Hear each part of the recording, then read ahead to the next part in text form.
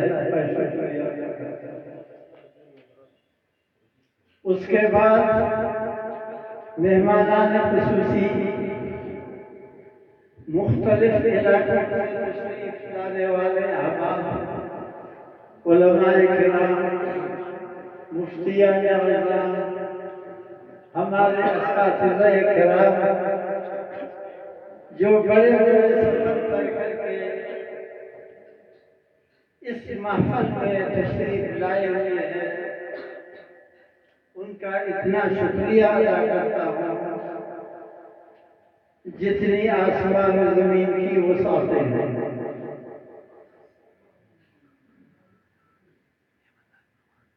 میں پڑھا ہوا نہیں، طالب علم ہوں، بوڑھے قسم کا طالب علم ہوں، آپ کی خدمت میں عرض کرو، آپ اس زمین پر ابھی باہر کھڑے ہو کر چھان دیکھو، آسمان کی طرف دیکھو، سوائے روشن سورج کی آپ کو کچھ نظر نہیں آتا۔ یہی سارے جہان کا حال ہے، نیچے سے اوپر دیکھنے والا دیکھتا ہے تو صرف سورج ہی ان کو روشن تابناک اپنے انوار و برکات کے ساتھ نظر آتا اور کوئی نہیں۔ اوپر آسمانوں سے، ساتوں آسمانوں سے فرشتے جب نیچے دیکھتے ہیں زمین کی طرف، انہیں پہاڑ نظر نہیں آتے، زمین پر بڑے بڑے شہر بھی ان کے نظر نہیں آتے، بڑی بڑی محفلیں بھی ان کو نظر نہیں آتی۔ دنیاوی وہ محفلیں جو ابھی ایک محفل گزر چکی ہے علامات قیامت میں سے ایک قطر میں، وہ ان کو نظر نہیں آتا۔ یہ چھوٹی سی مجلس، یہ نورانی مجلس، یہ بابرکت مجلس، جس کی نسبت قرآن اوپر سے دیکھنے والے فرشتوں کو سورج کی طرح یہی خطہ اور یہی ٹکڑا نظر آتا ہے جہاں آپ نے قرآن مجید کے حفاظ اور چھوٹے چھوٹے بچوں کا امتحان سنا اور ان کی تلاوت آپ نے بڑی رغبت اور شوق کے ساتھ سماعت۔ آخری بات آپ کی خدمت میں عرض کروں، بہت بڑی بات ہے، ایسی بڑی بات ہے کہ آپ کی سمجھ میں شاید نہ آئے۔ میں آپ سے پوچھتا ہوں کہ اس بڑی کائنات میں سب سے بڑی چیز کون سی؟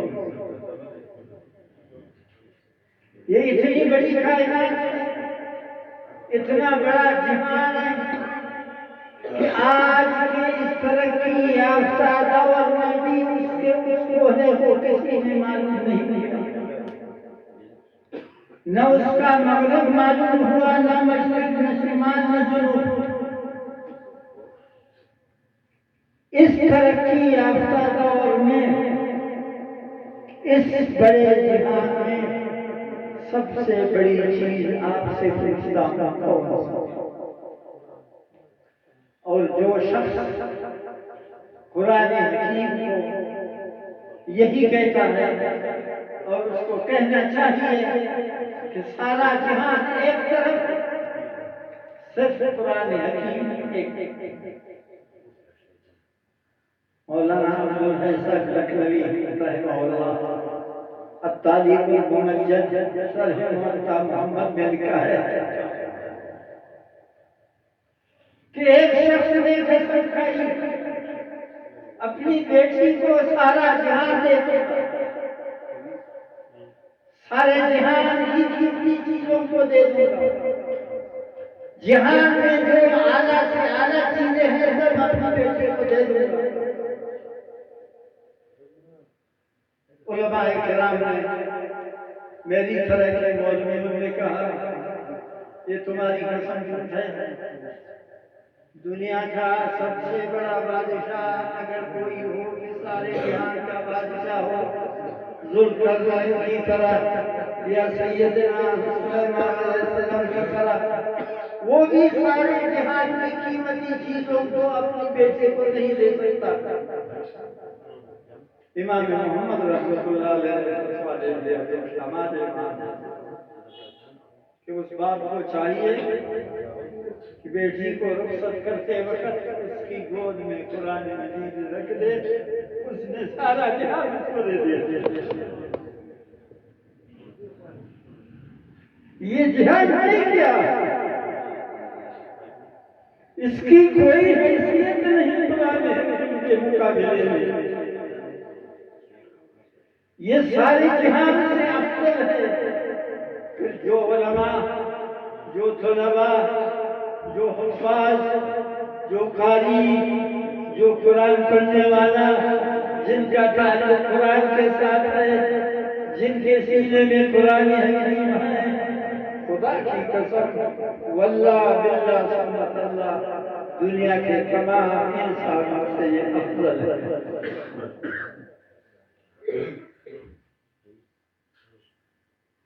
قرآن مجید خیر کلام اور انسانوں میں بہتر کون ہے؟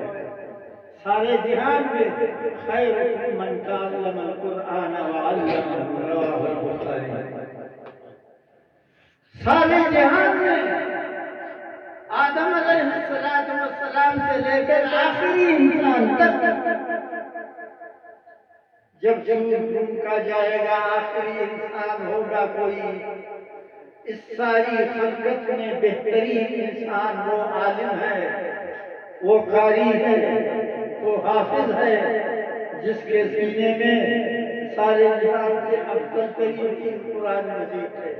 شکر کرو اللہ کا اتنا حمد، اتنا شکر. قیمت ہر دعا گفتگی نرف بالا کر کے اللہ نے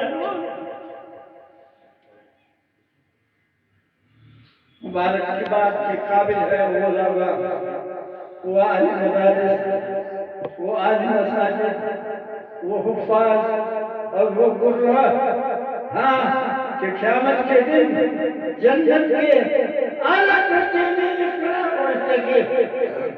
اقرا ورتقی ورتل كما كنت ترتل في الدنيا فإن منزلك عند آخر آية تقرأ. یہ کسی نبی کا مقام ہو سکتا ہے، کسی غریب حافظ قرآن مجید کا مقام تو نہیں ہو سکتا، لیکن قرآن نے اس حافظ قرآن کو نبی کے ساتھ ملا دیا. اتنا فرق رہ گیا. انہو جائیوہا الیہ، اس پر وحی آتی تھی، اس پر وحی نہیں. اللہ تبارک و تعالیٰ ان بزرگوں کو، ہمارے اساتذہ کو اور بھی توفیق دے دے، ہمت دے دے. اس قسم کی تقریبات، اس قسم کے محافل اور اس قسم کے دین پرور اور روح پرور اور دلوں کو تازہ رکھنے والا پروگرام جاری رکھے. میں ناچیز طالب علم اسی پر اکتفا کرتا ہوں. برحمتک یا اللہ.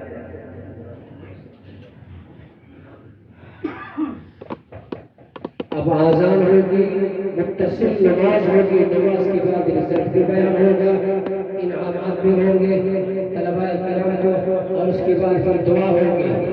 دعا میں شرکت کر کے پھر آپ حضرات کو اجازت ہوگی.